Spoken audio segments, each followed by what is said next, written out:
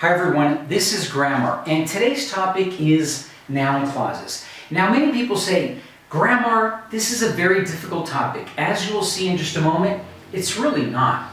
Okay, first thing I'm going to tell you is that a noun clause is a group of words with the subject and a verb. For example, here I have a group of words, I have a subject and I have a verb. Okay, now let's go to this question. Let's imagine someone asks you, where is Karen? And either you don't know, maybe you have no idea, or simply you can't tell. So one way to respond to that question would be, I don't know where Karen is. Now if you notice, here in my noun clause, what I'm going to do is I'm going to change the position of my verb and my subject. Okay, so for a question, you know that we have a verb here, and that verb is before my subject. And also, we're going to have here our question word. Okay? So what I'm going to do here after my expression is I have my same question word, then I'm going to have my subject, and finally here, I'm going to have my verb. So here, I'm crisscrossing my subject and my verb. Here, the idea is that I'm going to say my expression and then I'm going to say this information. This is not a question, okay? Be careful. This is not a question. Therefore, I have subject before my verb. So, again, going back to the question, where is Karen?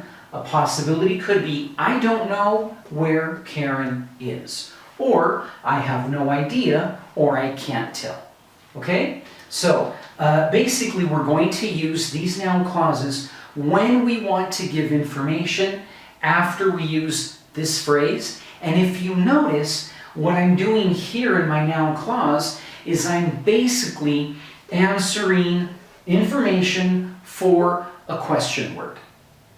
Okay, so here we have some examples with typical question words. So for example, let's say I just want to say something like, I don't know why Liz is late. Not necessarily answering the question, but just giving information that I want to give someone.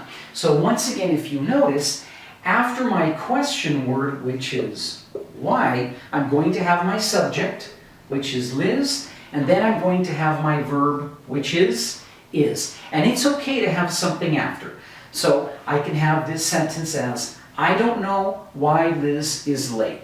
Or in my second example, I have no idea how the movie ended.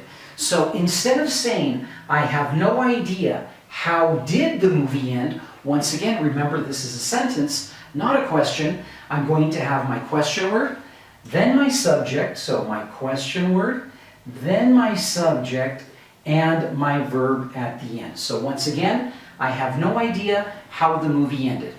But this is not exclusively for question words. We can also use if.